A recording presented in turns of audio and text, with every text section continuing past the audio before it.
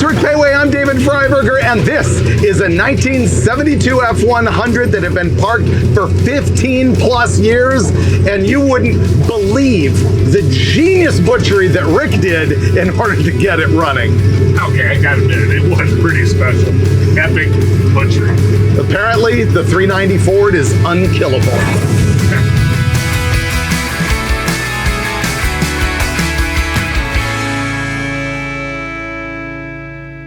Rick made me wake up at 5 in the morning, and so we're hitting the road. I slept 4 hours, we got 4 hours to go.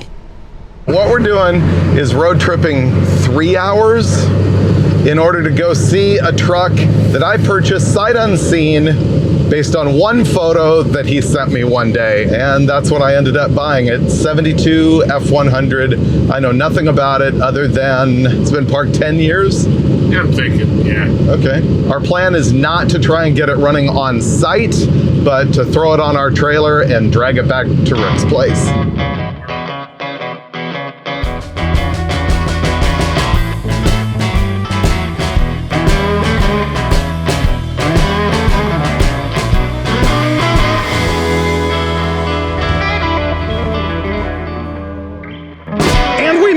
This is it. The new 1972 Ford F100. We spoke to the seller, and it turns out that this has actually been sitting longer than I thought. It's been like parked, not running for 15 years. They did move it to this spot, what did he say, about 3.5 years ago? But before that, it sat for more than a decade. So the estimate here is 15 years. I'm gonna show you all of the cool mechanical stuff on this thing sort of as we go and rescue the truck and get it running later on in the episode. But right now, our goal is just to get it on the trailer. And so Rick is determined to try and make that tire hold air. And if not, I'll change it. Okay, we did bring one spare, even though this has 2 completely dead tires. So we're gonna do that and attempt to winch it on. Let's do it.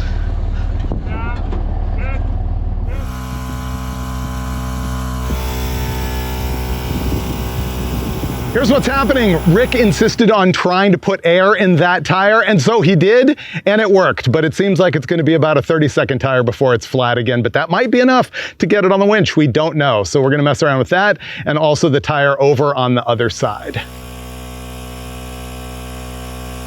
Okay, don't blow it up. Don't blow up. It's still flat. We'll put some more. Here's kind of the story of the F100 and also all of these other 4x4s. They were part of a collection of a lady named Lisa, and she was a really hardcore wrench and 4x4 person. Unfortunately, she passed away just 2 days before we showed up to get the truck, but her husband still wanted us to come get it.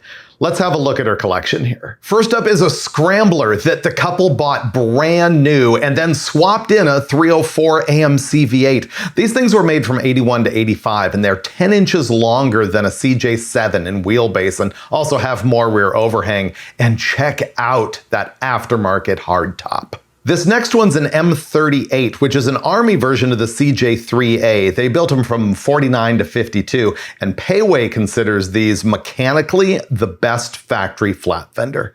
This one is a CJ6, the stretched version of a CJ5. These were sold from 55 to 75 in the United States. And look at this hardtop. That is a gem. It's like an extended cab, half cab. I love it. Ooh, early Bronco. Lisa was working on this one actively, putting new leaf springs in the back of it, and didn't finish the job. But man, this thing is cool with a factory 289, 3 on the tree, hard top. This is another one that I just might need to make an offer on. Remember I showed you the CJ6? Well, this is an M170 that was released before the CJ6 in 1953, and it was for the Army only. It was an ambulance, and look how the door on the passenger side is much longer than it is on the driver's side, and that was gonna help them load stretchers into the back of it. And finally, a genuine World War II Army Jeep. This is said to be a Ford GPW. The body is pretty rough and the whole floorboards were replaced with diamond plate. But Péwé and I were thinking we could probably get this going. You know what? Lisa had some really good stuff. All right, this is it. We got air in the tires. We changed this tire ultimately. We got air in the other tire. It seems like the rear wheels are rolling. We're gonna winch it on the trailer. And hit it.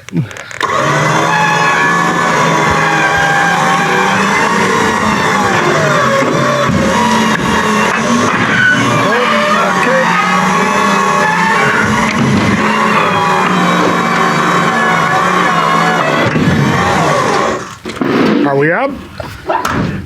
We have 10 inches to on the trailer. Then we're on. We're good. We got it on the trailer. Now we just got to strap it down and out of here. That was way easier than usual. I can't believe it went on that easy. It was also, I have to say, a really special time being able to see all of this other stuff. But now we're out of here, 3 hours home. It's 102 degrees. Maybe when the evening gets there, we'll start working on it. No, we'll drink Corona. We're gonna drink Corona when we get there.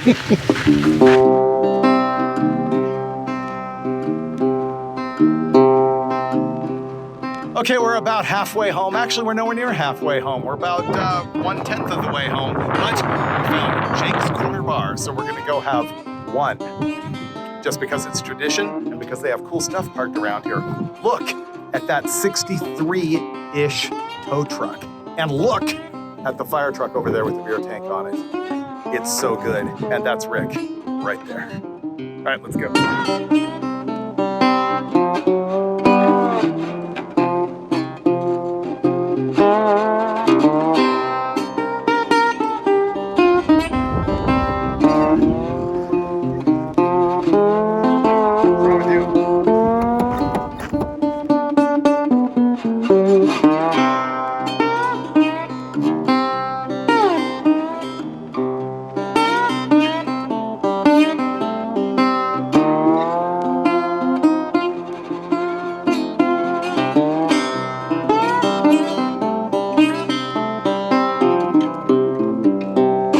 Are you as tired as I am? I think I'm more tired than you are. We're pretty burned down. Yesterday was 7 hours of driving. Turns out it was 105 degrees there as we were loading this thing. So right now it's noon and we're tired. So we're gonna put this thing indoors to work on it. Oh, brand new Mickey Thompson tires are here. Those are nice. So we're gonna have to get those mounted, but I think we can get it off the trailer just by doing your inflation trick. Yeah, fill it up and drag it. Right, so now there's gonna be 20 minutes of monkey motion while we get this thing inside the shop. At least. Yeah, are these in the way or just, Nah. What am I doing? Backing You're up? gonna back this trailer right in that hole. Am I putting the trailer all the way inside or No, just just to put the the edge. trailer here? Yeah. And yeah, Okay. No gravel. I can do that.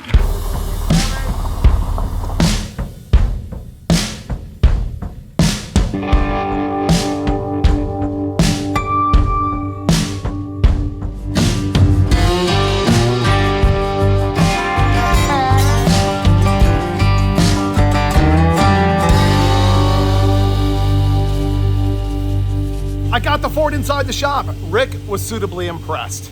Now what we're gonna do is jack it up and get the wheels and tires off of it so that I can get new tires being mounted because it's gotta roll around easier than it can on whichever one of these rear tires is completely flat. So we're gonna get that going, and then next step is finding out if the engine's locked up.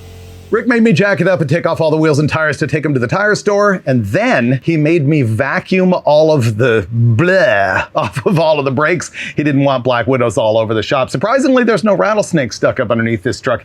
Actually, it's really clean underneath. It's got sort of that standard Arizona sort of orange rust, but it's nothing bad at all. I did look around under here and spot a few more things of interest. First of all, it's got dual exhaust all the way out, true duals, out one side on the right. I also saw that it's got the vintage Rancho RS5000 shock absorbers, and Rick says he probably sold them to these people to put them on the truck. Now, the rear axle, you'll note, is an 8-lug. So even though this truck is an F100 half-ton, the folks that I got it from converted it to 3/4 ton axles. I'll show you what that is up front because it's kind of interesting. Out back, well, we looked at the little tag that is right next to the left-hand side of the diff cover on this Dana 60, and it's got the, what do they call it, bill of lading numbers on it. I forget the exact term, but Rick was able to sit at his desk and go through his book and find exactly what it was. It's a 1973 F250 two-wheel drive rear axle. Unfortunately, that means the axle shafts are 16 spline. You'd rather have a 35 spline if you're doing something really gnarly with this deal, but I don't really care. It's going to be just fine. It is an open diff. That is kind of a drag. What else did I see under here? Oh, it's got 2 aftermarket gas tanks, side saddle, and a trailer hitch under the back that's legit. It's like a draw tight that appears to have been made for this frame. And so that's all pretty good. Let me show you what's going on up front. For you to understand what makes this so cool, we're gonna have to go back into some Ford truck history. Let's start in 1966 because it's kind of a pivotal year for Ford. Prior to then, any Ford 4x4 pickup truck had a solid front axle carried by leaf springs. But the other thing that was important that year was the Ford Bronco came out, and it was the first four-wheel drive Ford to use kind of a revolutionary deal at the time, a coil spring suspension, not really seen on domestic trucks. It had radius arms behind the axle that would hold the axle sort of fore and aft. And then to hold it from moving side to side, it has a panhard bar. So once again, we're talking half-ton Ford 4x4s with coil spring front suspension. So that's what we've got here, but you'll notice that it's 8 lugs. So let's go through that. In 67 to 72, if you had one of these bump side trucks, you would have had a Dana 44 front axle with what is known as a closed knuckle. The knuckle right here, where the U-joint is that would provide the steering shaft with a pivot as it drives power through the hub, well, that was closed up. It was like a big ball on the end of the axle. This one is what's called an open knuckle. You look in there and you can actually see that U-joint, and they tend to have better steering angle. They're more modern. You can get better parts for them. So what happened is when Lisa and Barry had this truck, they removed that closed knuckle Dana 44 and they installed this axle, which is an open knuckle Dana 44 from a 78 or 79 Bronco, which is what I mentioned earlier, because the full-size Broncos also use this coil spring suspension, and they had the open knuckle axle. But then they took it a step further and they went into those later model F250 open knuckle Dana 44s and they installed the entire front braking system that is larger than it would have been on a half-ton. And so it's got 3/4 ton disc brakes on the front of this rig. So really, this is kind of a holy grail setup here in that it still is an F100 with the coil spring suspension, which does ride smoother in my opinion, and is kind of cool. And they've upgraded it to open knuckle, and it's got bigger brakes and disc brakes. And as a footnote, they also put the power steering on it from that 78 or 79 Bronco. So that's a lot of four-wheel drive geeking out, especially when you consider that the trucks that are really hot these days are the F250 high boys that have none of this. They're a solid axle, closed knuckle with leaf springs, and they sit much higher. They've got the, you know what? I'm gonna get into the rest of the details as I talk about the drivetrain on this thing. Needless to say, it's the F250s that are hot, but this F100 has the advantages of better ride quality in my opinion. It's cooler because it's a little bit lower, and they've put together the dream front axle and brake combination. So now that's like way more than you ever really need to know about this, but it's really cool. I also noticed while I was sitting here that this thing has a 2-inch body lift, which is not my favorite, but that's okay. Oh, I also need to describe this to you. First of all, when I was talking about, the bill of materials number, that's what I was looking for when I was talking about the Dana 60 in the back. We discovered that it has 410 gears in it. I hope and presume the front axle does as well. Both drive shafts are connected, so it should be. But this Dana 44 is also what's called a high pinion.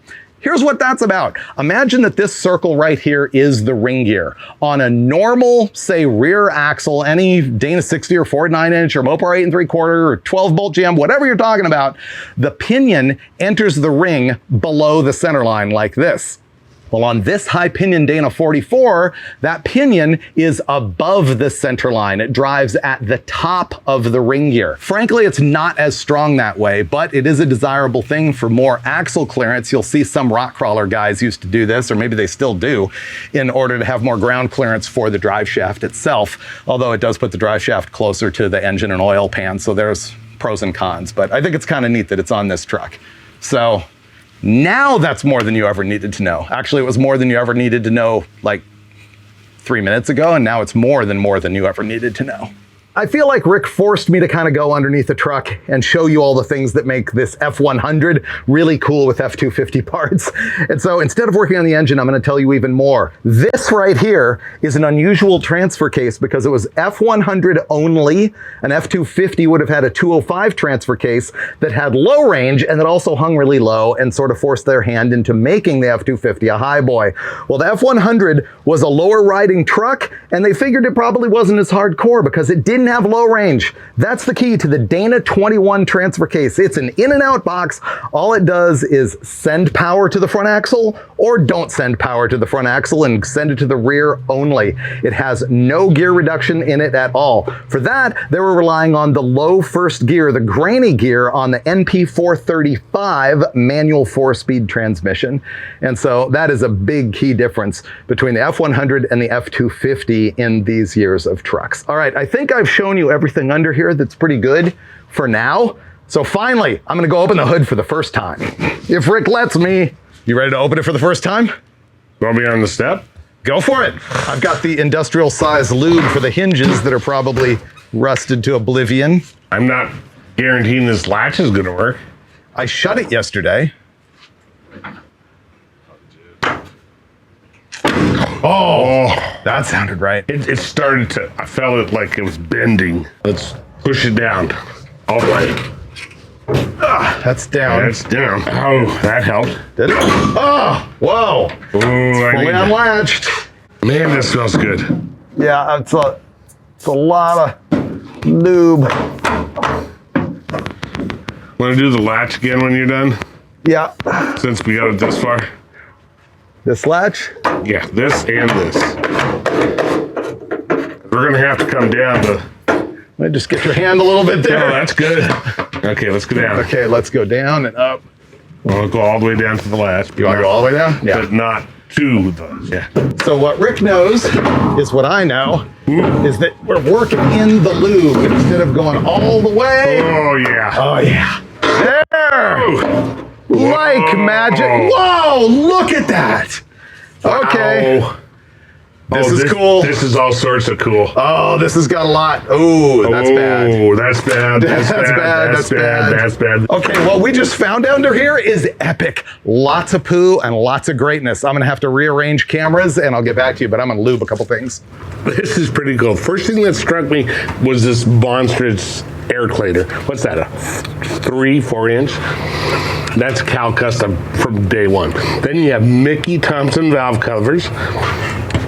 And from what we're told, it's a 390 Police Interceptor intake.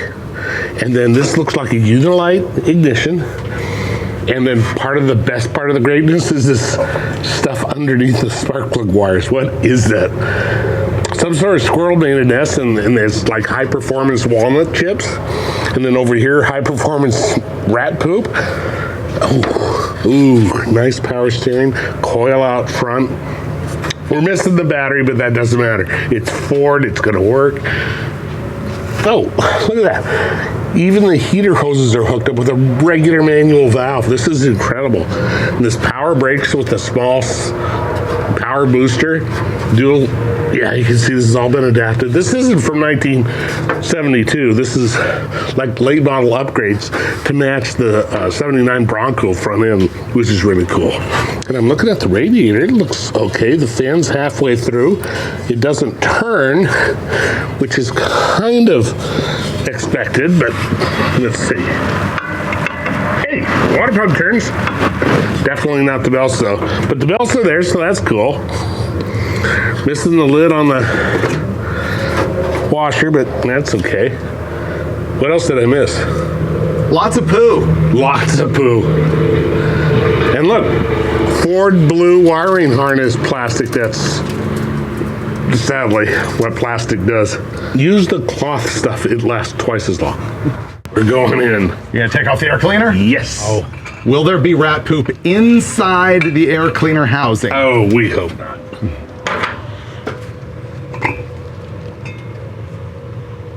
Wow. It's mint. The air cleaner itself is mint. There's no dirt. The only weird thing is on the hood, right up here. Yeah, it's above the battery. The battery exploded. I'm thinking, man, battery has to be eaten away, though. And someone has been living right there. Probably not when the battery explodes. Maybe not. But then look on the outside of the grill. Boom. Yep. Yep, that was the battery gone bad. Yeah, that rust right there is from the battery explosion right there. But here's what I'm thinking right now. That the choke was closed, the carburetor's closed, the air filter has been on it, all the spark plugs are in it. We have a pretty good shot this thing's gonna turn over. Yeah. I'll bet some beers on that. Beers. Beers. Yep. Ah, yes. Ah. Well, now we know a little bit about the engine going on in the truck. The seller told us that this vehicle came factory with a 360 cubic inch version of the Ford FE engine. Of course, that is the big block engine family that started in 1958 in Ford and Edsel cars, hence FE, Ford Edsel. And they ran in these trucks all the way till 1976. Now, he said that he pulled the 360 out of this and found a 390 that had been in a station wagon. And later on, he came up with a Ford factory iron 4-barrel intake manifold for this thing. And that famously probably weighs 300 to 600 pounds, something like that. The Ford FE iron intakes are really, really heavy.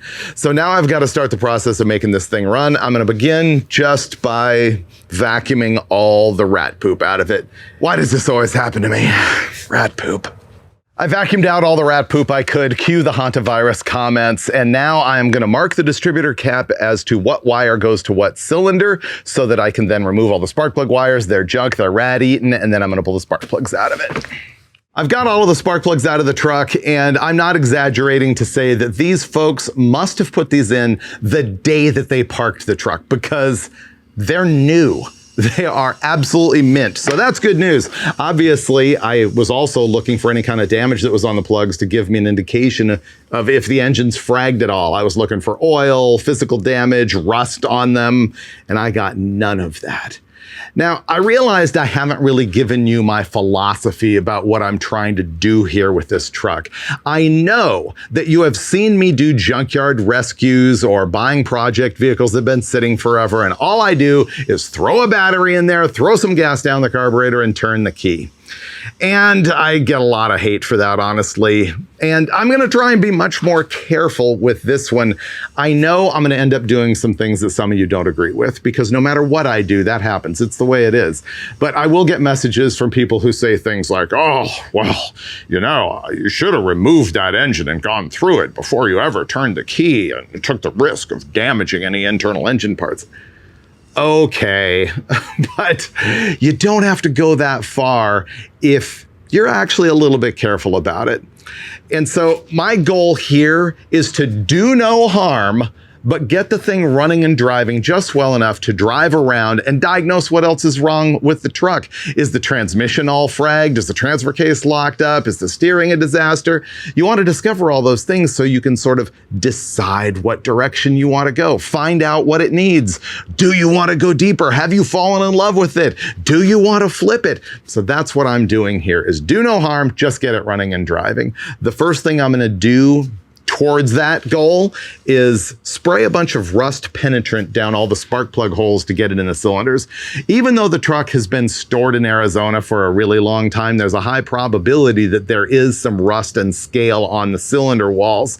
And so I want to get some penetrant in there to start working that free, get some lube in there, work the piston rings loose from the pistons if they have stuck, because a stuck ring is almost always going to lead to the engine smoking like crazy. Now, a lot of you are going to say, well, you could take a borescope and look and see what's going on inside the cylinders, and that's the level. I don't care quite that much because I'm not going to do anything about it, and I'm going to try and make it run either way, or at least put a breaker bar on the crankshaft and try and turn it over by hand maybe before I turn the key to find out if it's really fragged or not. If there's a lot of rust, it won't budge loose at all. So that's my next step, is spraying some penetrant down all the spark plug holes. Okay, it's been soaking in for a while. I'm gonna attempt to bar over the engine. In other words, I'm not going straight to cranking, which would be my norm. I am taking it slow. Wow. Oh, it's turning. Oh, stop turning. Okay.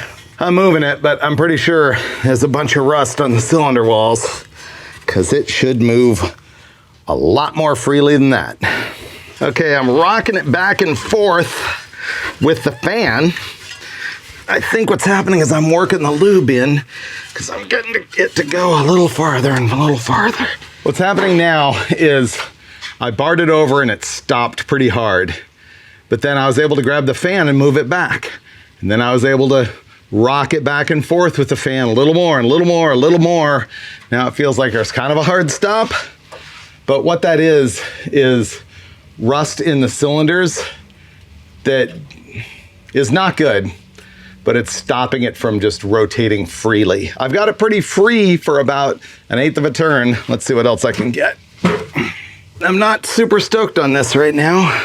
It wouldn't turn with the bar, but I can turn it. I can turn it a ways with the fan, but then it stops.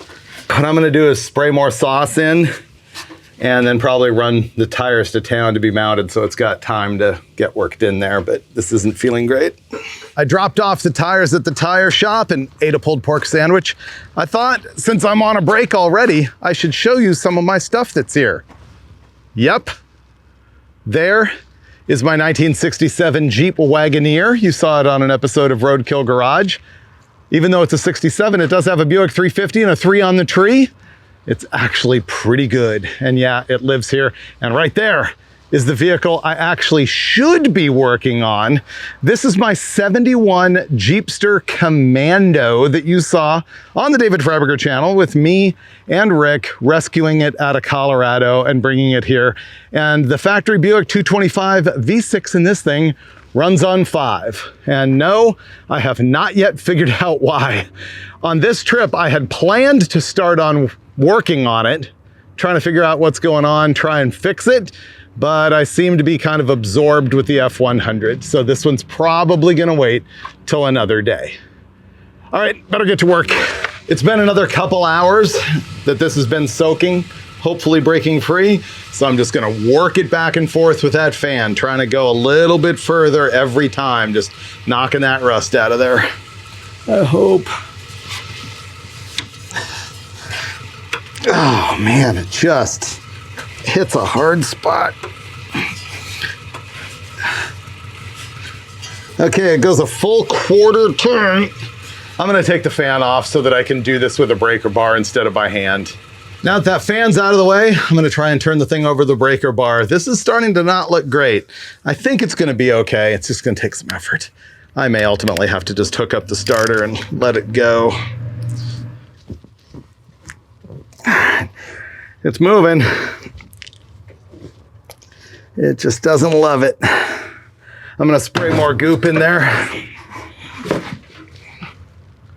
because I can. You know, these ratcheting breaker bars are handy, except for, have you noticed that they lose their setting? I'm not even touching it. It just changed. There, did it again. So there it is unloosened, and there it just slipped right back to solid. Yep, there it did it again. There we go. Nice. This thing always just changes directions on you. Okay. That's ready for cranking. Woo! Okay, I think what that means is I'm gonna change the oil. We've established many times publicly that draining oil is not one of my core competencies, and people yell at me for using a crescent wrench, but it's because I don't want to lie underneath and look at what it is and then go get the wrench. It just came right out. All right, we're gonna see what kind of oil is in here. Oh, water's coming out now. Ew. Yeah. Water? Oh, that looks like water. It's either water or rat pee. Oh! What? This has a hole in it. Oh. Give me another one. Okay. Oh. That is coolant. Oh? Yep. There's oil. Yep, here comes chunky oil. Looks Put that under. I'll move this. Ready? Yep, go. Go. Right? Yep. With the... There. It's a little full. This is a bummer. There's a lot of coolant in the oil. Maybe the coolant helped keep the crankshaft from corroding. I don't Did know. on our M750. Okay, so coolant can be getting into the crankcase via what? Through, let's see, there's water in the manifold, so it could be the intake manifold gasket. It could be a cracked block. It could be one of those two things. Lots of thick goop. Oh, big chunk. This is bad. Yeah. Okay. Oil in the water. So Rick and I have had about a 2-beer conversation and commiseration and depression about what we just discovered about our engine. And here's what we've talked ourselves into. Well, we went through the issues of, like, what could it be, right? What puts water in oil? Two things. Crack block, leaky gasket. Head gasket, Well, maybe would be kind of weird. Manifold gasket, if you have to have water in it. Yeah, intake manifold gasket with water in it. But that's it. That's it. You had to look at the facts that we knew here. It sat outside for 15 years, but it was in Arizona the entire time. It was mostly at lower elevation. Just the past 3.5 years, it was at, what, 3,000 feet? Right, from 2,000 to 3,000 feet. That's nothing. But it had coolant in it. So I don't think it froze and cracked the block. No. First of all, I don't think it gets cold enough. Second of all, it had coolant in it. So we talked ourselves into it probably being a small leak at the intake manifold gasket. So we contacted the guy we bought the thing from and said, when did you put that intake on? He said he drove it how far with that intake? Oh, 20,000 miles, bunch of years before they retired it. But here's the thing. I know this from actually Engine Master's dyno testing. You get a little bit of water in the oil, but you bring the engine up to temperature and it steams off. Even if it's coolant, it separates out of the oil and it just sort of turns to a vapor. Right, it's like condensation. It's going to burn off. Exactly. And so you could have a small dripping leak like that and not have it milkshake the oil and never really know. But if you parked it for a long time, it might drip down. But the other question is, and I asked Rick this, what if it was actually milkshaked, meaning he was driving it with water in the oil and it got all whipped up and the oil starts to turn into a brown chocolate milkshake froth. Emulsifies. And I said, what if it actually separated over 15 years? I'm not going with it. Yes, it's possible, and yes, it should. Tell us about the test you did. Okay, I did a test with the rear end. Put 90 weight in it. Oh, clear plastic cover, 90 weight, and then simulating driving through a creek, so a cup of water, and then churned it up with the drill on the pinion. And it was a milkshake. It was pretty cool. Let it set for like 6 months, and it was supposed to separate.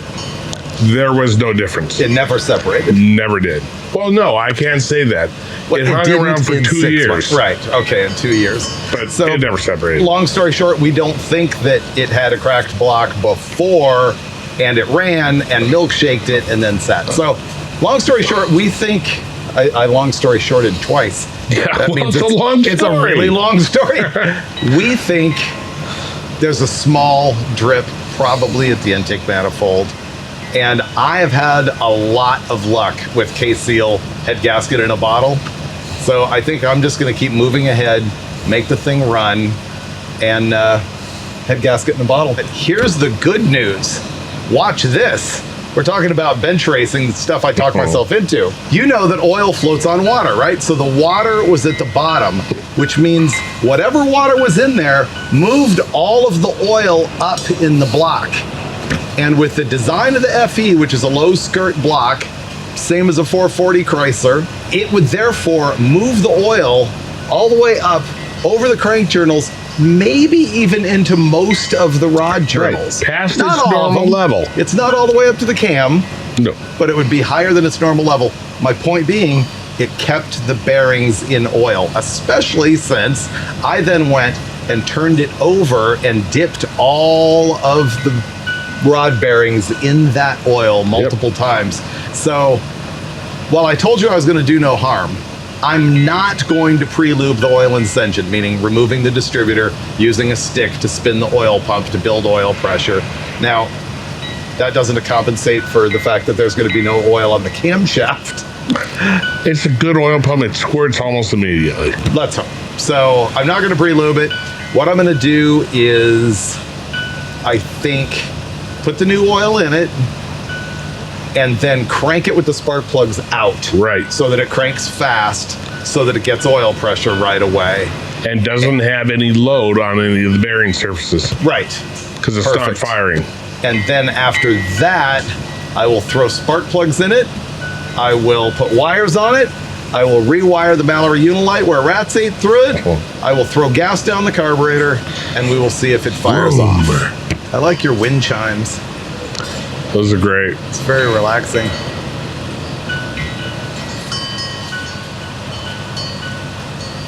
All right, Rick and I put a battery in it. We're about to spin it over to try and get oil pressure. All the spark plugs are out. So what you should see is all that lube that I sprayed in the cylinders shooting out of the spark plug holes.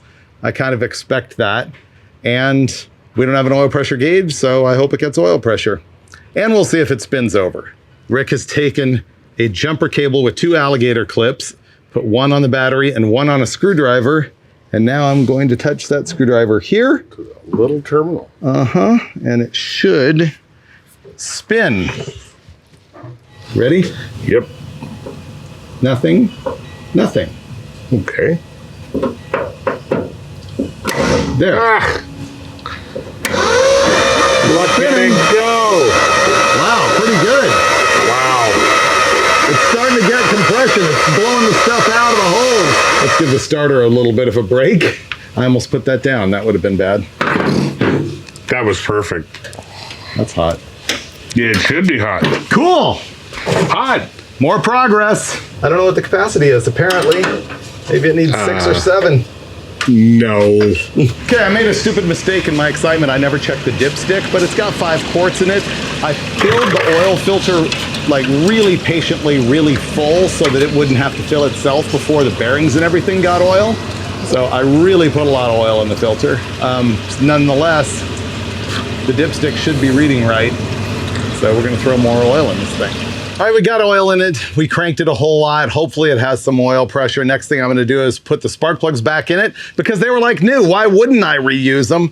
And then I'm gonna have to put spark plug wires on it, pour some gasoline down the carburetor after having run a hot wire to the coil, and hopefully we'll fire this thing up.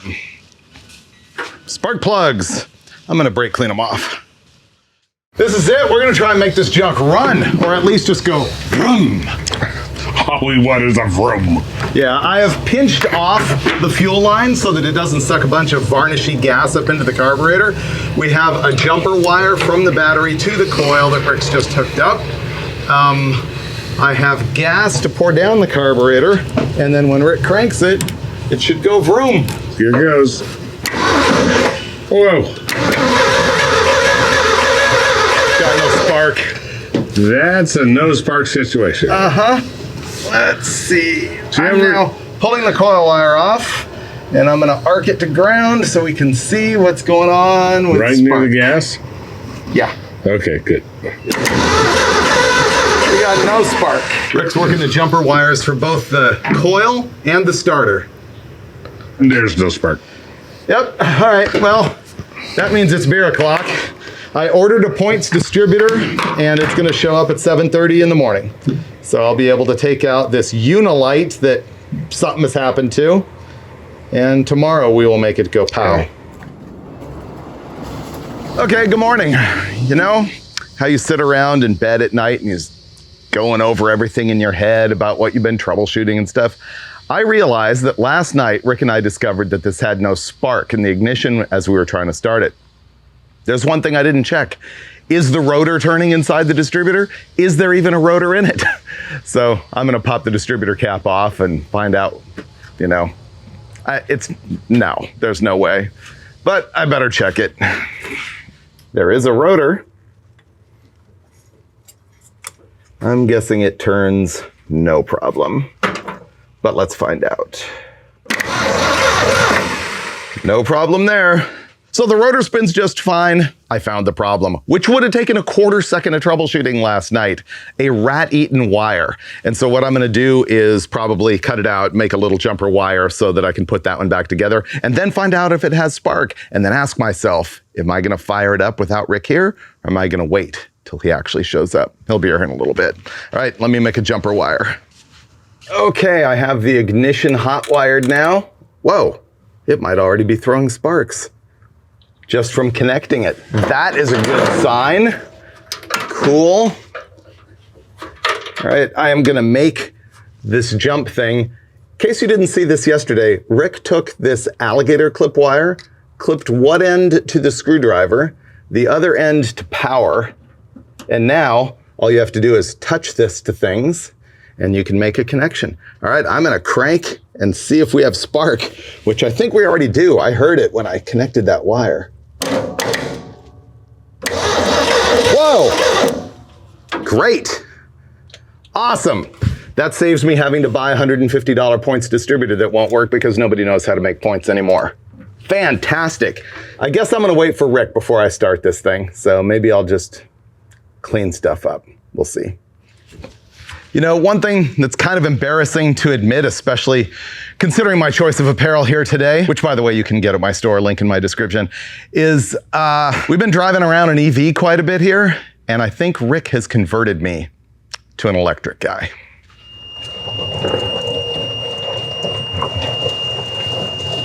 Yep, it's the old Easy Go golf cart. Super handy for running around the property. You should get one. You know, I typically prefer the gas-powered ones, but I have to admit, this one is torquey, quiet, no maintenance, and easy. What if I am converted? All right, Rick caught me joyriding the golf cart. He's here. And we have spark. We're ready to fire it up. Wow, you actually have verified spark to the coil. I have. Okay, So you hooking up coil again. Hooking up coil again. What about gas? I will splash gas. Splash the gas. That was a lot. Okay. I criticized Mason for putting that much in there.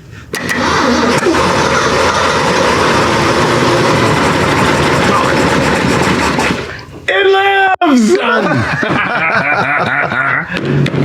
Okay. Yes, that was epic. Really good. First time in 15 years. At least. You know what?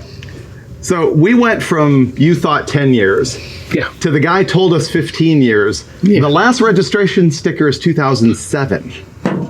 Yeah. Yeah. That's more than 15. Yep. Needs more air.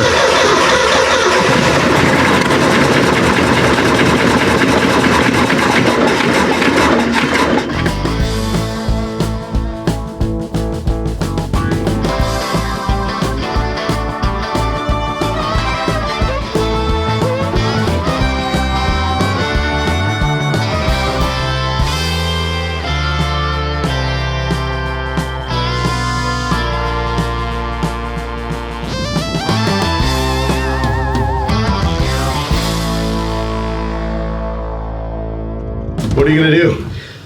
Well, I just got all the bolts out of the valve cover, and I verified that I got them all out because, you know, you usually miss one. So now I'm going to pop it with a compensating hammer, and hopefully, because see, it doesn't move, hopefully it pops right off. Wow. That's the proper amount of juice. When the guy put on sealer, oh, I've seen worse. Here's a little bit of rust in there. That could be a lot better. Here's another example of stuff we probably should have checked before we started it, but I don't care. And that's the key. All right, what are you gonna do? I am going to crank the engine over to see if the rocker arms are pushing on the valves, going up and down. The key being, are the valves stuck? Right. If none of them move, well, whatever doesn't move, we do something about. They all go up and down. They are all going up and down. They're happy. Okay. Here's where we are. We took the valve covers off, which is something we should have done first, but didn't, but I don't care. We've established that. But the rocker arms all are rusty. Actually, all of them aren't rusty, but a good portion of them at the front of the engine are rusty, and they're all clogged up, so oil can't get past them. But more importantly, on the driver's side, there are 3 valves that are not going up and down at all. Actually, that might be true over on his side too. I didn't pay enough attention. So we're gonna take off the rocker shafts now and see what we can clean up, and probably tap on some valves and see if they're stuck, etc. I think you'll recall when I was over rebuilding the carburetor, I said to you, you know, this engine runs worse than it should, even for just glugging gasoline down the intake manifold. This is why. I finally got the carburetor rebuilt over there, but you saw that the rocker arm and pushrod situation on the FE is a disaster. And so Rick has been over here cleaning all that up. We got the juice in the juice pit here, the solvent tank, and he's over there grinding stuff. I cleaned up a bunch of push rods. It's kind of a rusty mess, but we'll fix it. It's what we do. You know what? I forgot to tell you, yes, this is the Jeep that Rick and I drove from here to Alaska and from here to Key West. You can see that in episodes on the David Freiburger channel. Actually, you can't see the Alaska one. You can't see the Alaska one anywhere. That was the greatest story never told. Yep. I'm taking apart the rocker shaft because they don't move very well. Look at that, stuck solid. And they're pitted here and there and gummed up. It's just a matter of taking everything apart in order and then putting it back together once you clean them with an inch of its lives. You don't want to mix things up, even though they are somewhat interchangeable. But just don't do it. It's just so much easier to do it right. And then once that's done, you put it all back together, put it on the engine, it's going to run like a champ. It'll be a hot rod, trust me. Okay, Rick got all of the rockers and springs and everything off of the rocker shafts and polished them or ground them down with the wire wheel on the grinder. And now I'm taking off the final burrs and everything with the age-old crocus cloth. Look at the technique. Dulcich and I call this the shoe shine boy. Wrap it around right like that, and you can get a really nice polish on this stuff. Get rid of those high spots. Definitely not getting this right, but we're gonna get it running.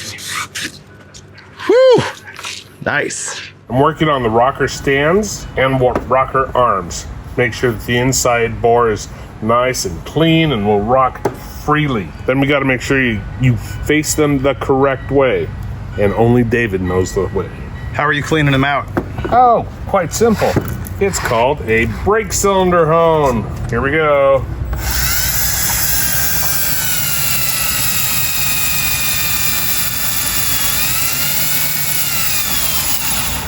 And I use a little bit of lube on it, and then you polish it up.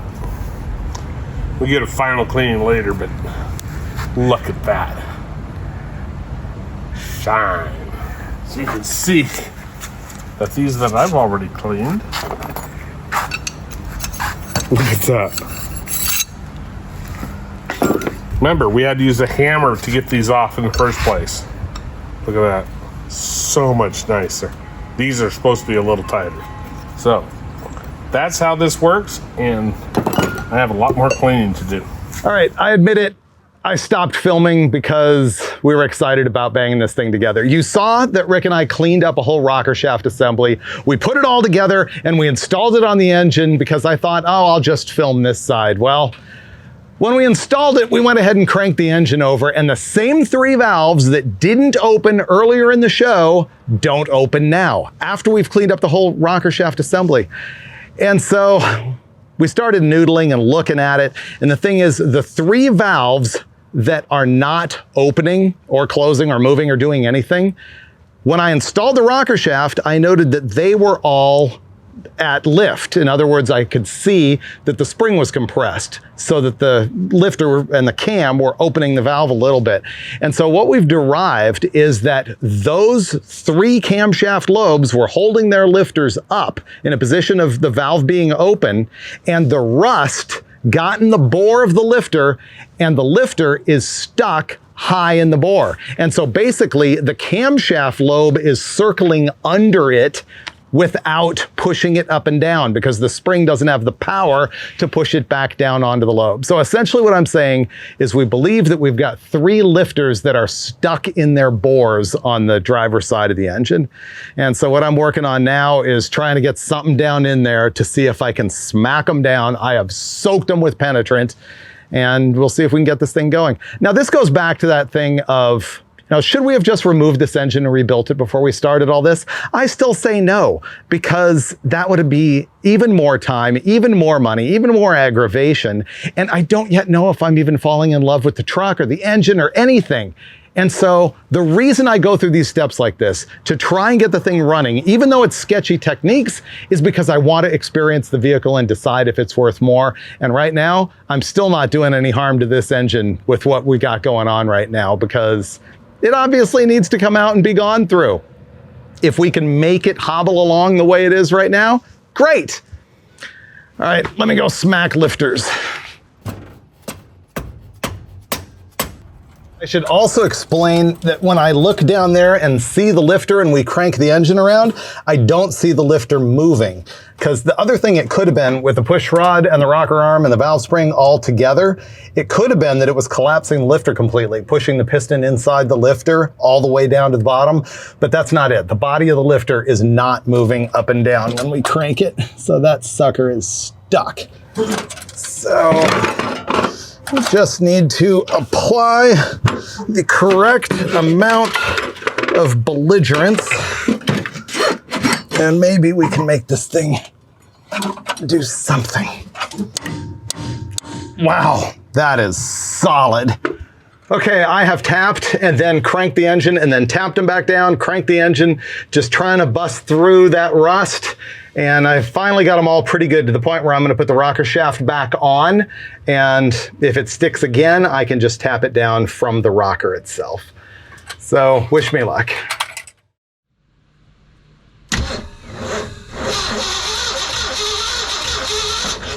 Fixed! Fixed! We are beat. That's it for the night. But we're ending on a major victory. I put the rocker shaft on there and every single valve was going up and down. Win! So this thing's gonna run tomorrow. We did find a problem with the other rocker assembly that Rick needs to fix tomorrow, but that's happening tomorrow. Beer's happening now. In fact, where'd it go? There it is. Oh. Cheers. Well, good morning. I'm much more chipper now, and I've got hope. Today is the day that garbage is going to run. All right, and I'm all fed up with like the world's most perfect baked bacon, and I am ready to clean up my Mickey Thompson valve covers. Rick will be down in a minute, and I'll show you the disaster that we've got going on with the other rocker shaft that we will overcome. Cleaning rat pee. Here's what's going on with this other rocker shaft. This one was a little bit worse than the other one, not as far as corrosion, but the springs themselves that separate the rockers, they get weak and then they start to corrode and get brittle because of the rust in it, and they break, and the acid in the oil. So what I decided to do to make up for the excess of length, look at that. See the springiness?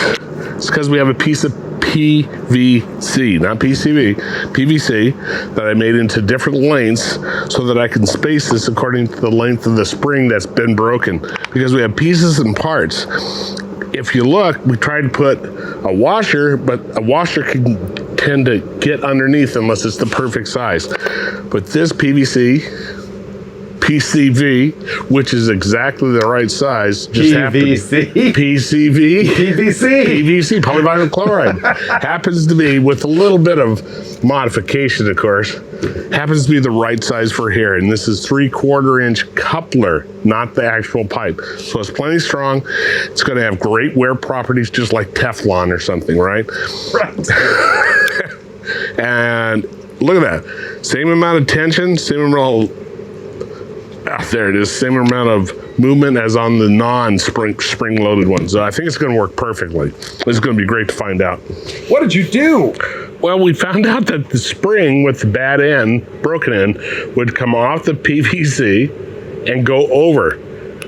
See how that works? You've got to keep it underneath. So came up with this ingenious idea of using these things called hose clamps and tightening them around the PVC, which prevents the spring. It's caught under the little lip on both sides. So that's precision machining here. Genius. Genius. Here's your final look at the rocker shaft assembly. It's not right, but it's gonna get us running. What's not right about it? It's actually fantastic. It's the best butchery you've ever seen in your life. Things are looking up.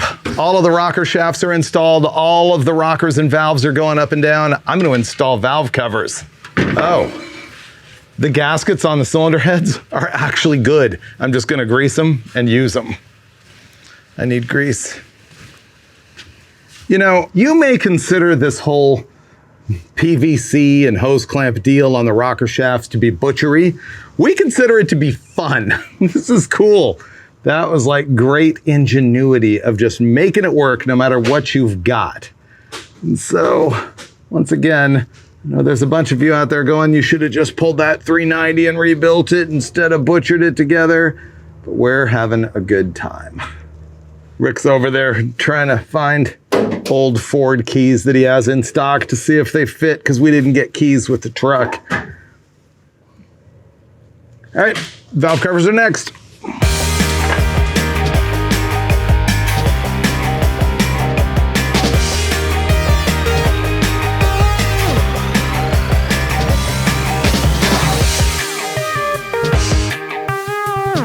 And now, happy rebuilt carburetor.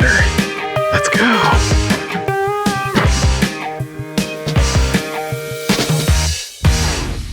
I have the cocktail in my hand. I'm about to feed it to the 390. You're gonna have a cocktail after this. This garbage is gonna purr. Let me see fuel come into the carb or into the filter. Nothing yet. I haven't heard it hit yet. There's fuel in that filter. Oh, there it hit. Did you hear it? Yep. Whoa. There it comes. How you know it's working? Yep. Oh, stop. Shut it off. Massive leak. I was right. This comes squirting out of the carburetor. Yeah. How? Okay, ignition off. Okay, valve covers are on. Carburetor is solved. Everything's ready to go. We're going to fire this thing up. The thing is, I'm sure that none of the 3 gas tanks in this truck are full of good gas. They're all going to be varnished and terrible. I've actually got the feed line to the mechanical fuel pump pinched off with a pair of vice grips. And so we're trying to cobble together one of our normal remote fuel systems, just a jug on the grill and a hose and a fuel pump, electric fuel pump. And it's been a struggle so far because first, the wires fell off the pump that we had. Second, we took a brand new one out of the package that didn't work. And third, Rick just went outside to our supersonic dead Jeep and pulled off that one. So we'll get this going in a minute.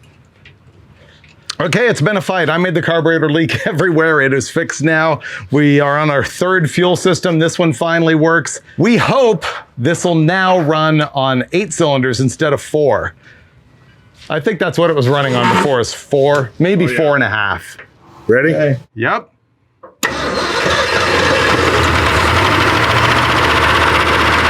Lifters are a little sticky.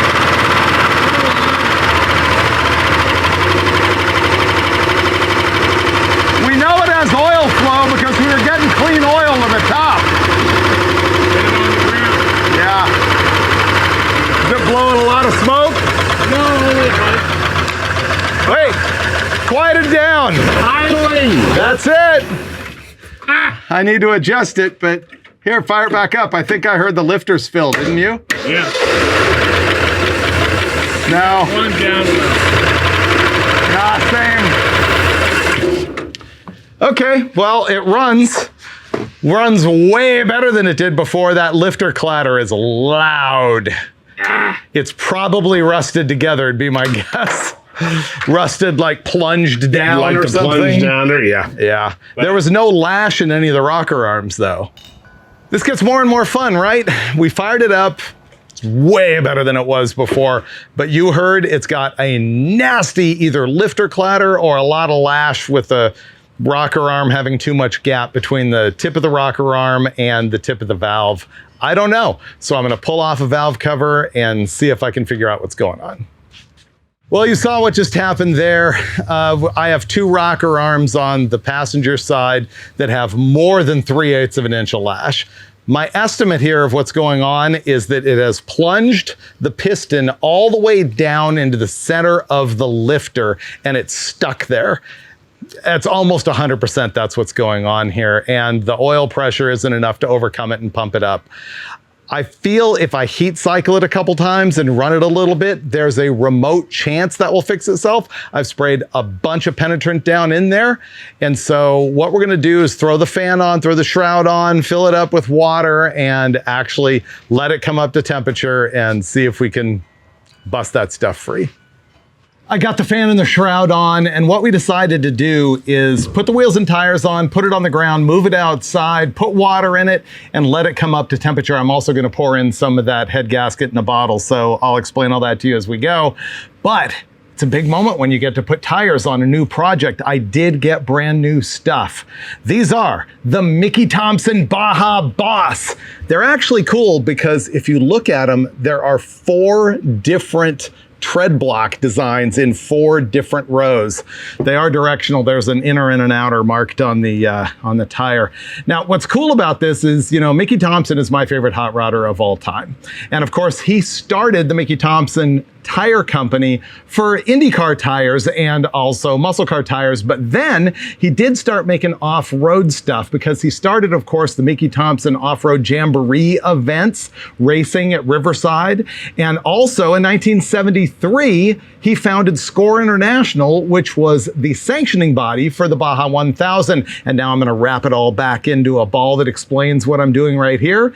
In 1969, Mickey Thompson and Daniel Gaius ran their very first Baja 1000 as drivers, and they did it in, guess what? A Ford F100. And so that, in a way, explains why I've got the Mickey Thompson tires on here. That and the fact that I've got the Mickey Thompson valve covers. So, I mean, come on. Now, these are a 285/75/16, and they're kind of like a 33 by 1050/15 in old school lingo. And I think they're gonna look really cool. I like the side biters. They're aggressive.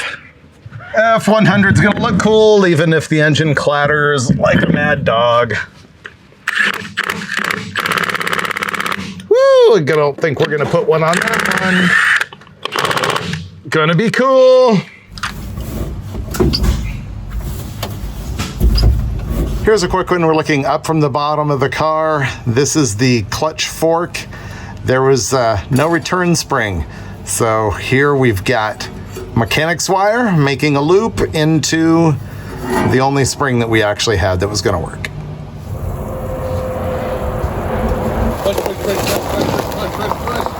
To the bar. Looks good. Whoa, the dome light works. How cool. All right, we pushed the thing outside. We're gonna attempt to drive it and try and get that engine all loosened up. But the interior is disgusting. There's rat poop everywhere. And then there's the headliner. Oh, wow. This is a fabric headliner glued to one of the factory type cardboard headliners. I'm gonna see if I can vacuum the stuff that's gonna fall on us. This thing's gonna need a much more extensive cleanup. I'm just trying to get it so it's not too repulsive as we putt it around. Seat's not bolted down.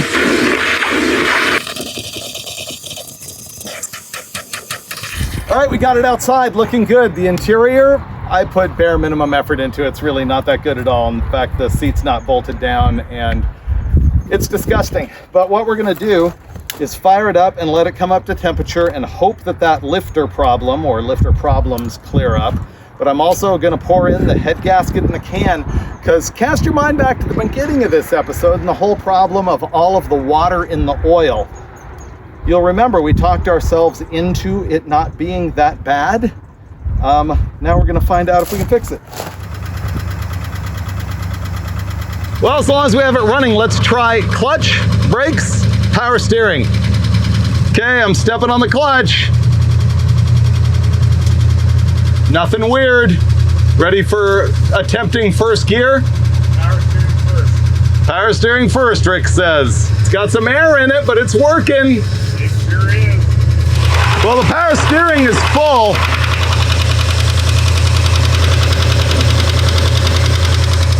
Yeah.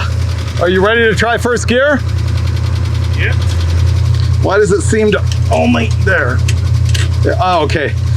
Third, fourth, and reverse is over and down. There's reverse.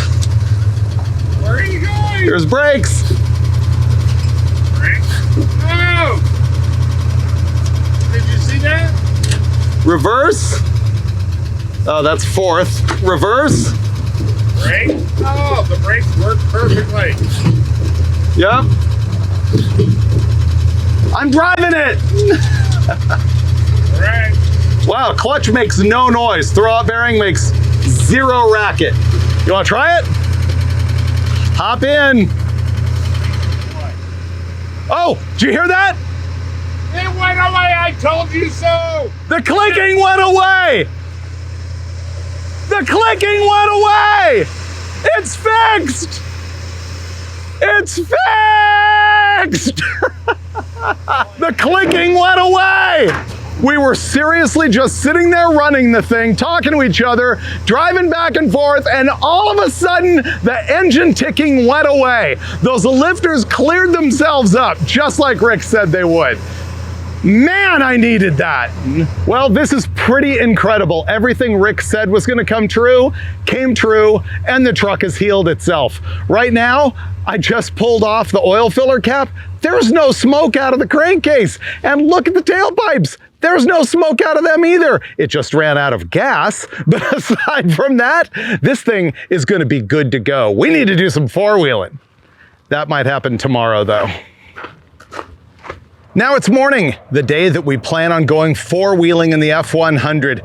But the thing is, last night, I noticed there was a pretty severe drip of oil underneath the truck, and I threw a pan underneath it, and man, this morning it was pretty full, and the drip was fairly steady. So I went under there, and I wiped off the bottom of the oil pan, and it started dripping way worse once I got the grease out of the way. There were 3 pinhole leaks in the bottom of the oil pan, probably due to rust from inside the engine out. And so we went under there, cleaned it up as much as we could. And then the trick is to take some screws and thread them in the holes, but not until you take an old carburetor gasket, stick the screw through one of the holes and cut all the way around it to make a gasket to go into the oil pan. Then I went under there, gooped it up with Permatex #2 on both sides, under the head and also on the gasket, and then threaded it right into the bottom of the oil pan. Had to do that 3 times, and as of right now, it is holding mint. But probably that pan is not the best, or it'll last 10 or 15 or 20,000 miles, or my lifetime. So now we're gonna keep tinkering with the thing. I'm gonna start by cleaning out the disgusting interior. All right, the oil pan is fixed. Now I'm gonna clean out the interior. The seat wasn't bolted down, so I'm just gonna pull it out and start hosing.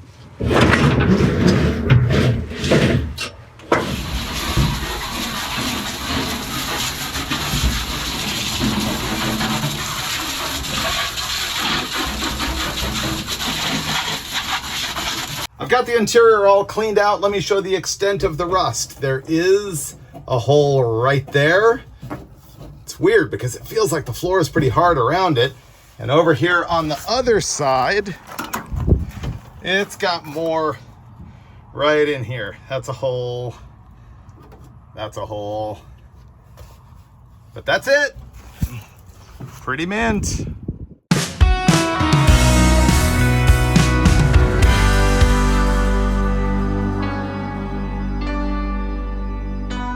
What's happening? Making a fuel filler neck gasket stopper thingamabob. We're trying to rig a better fuel system here so we can go four-wheeling and not have to fill up as often as we were with our 1-gallon jug. So what do we have here, a 3-galloner? About 2.5 maybe. I put that at 2.5 times more range. I would easily say that. And then there's my fancy ass gasket. That goes in here and it screws on.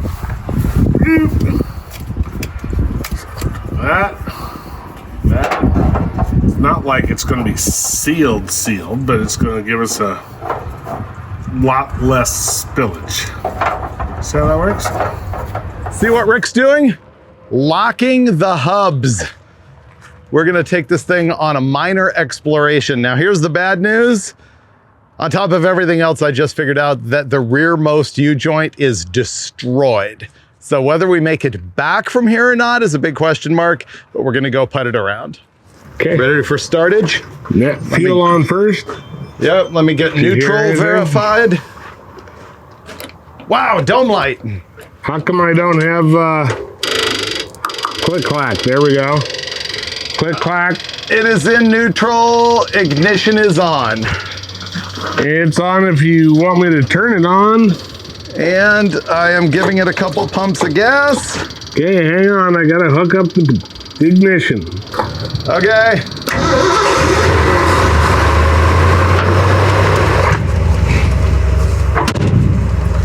Oh, my naked back is on roadie stuff. Killing my trees. There is the first part of the story with my new 72 Ford F100. The thing still needs a lot of work. The drive shafts are junk. The seat cover is destroyed. It could really use a Comet wash. And I'd like to go through and check the brakes and all the fluids and that stuff. Thing is, I did not end up executing the engine rescue as well as I wanted to at the top of the show because it ended up being way worse than I expected. I was told this thing was parked 5 years and it turns out it was probably parked for closer to 18, but at least 15. We pulled those rocker covers off and we saw all the rust in the valve train and we cleaned it up, made it work. We had a lot of fun. We used some ingenuity, but of course the main bearings and rod bearings are not gonna like all of that rust being shot through them, and the cam and lifters are probably not in great shape either. However, I bet you it still lasts virtually forever. Maybe even through our lifetime. So the question is, should I have just jerked the engine and rebuilt it? And I'll say no. I didn't get it right, but I did get it running so that I can analyze really what else might be wrong with it, decide if I love the truck, and honestly, just start driving the thing for dirt cheap instead of spending a whole lot of time and money. And that is the point of these rescues, I think. Best of all, Rick and I bonded with the truck. And that means you will probably see it again on the David Freiburger channel. Meanwhile, like, subscribe, comment, buy my merch, links in the description, and I will see you next time.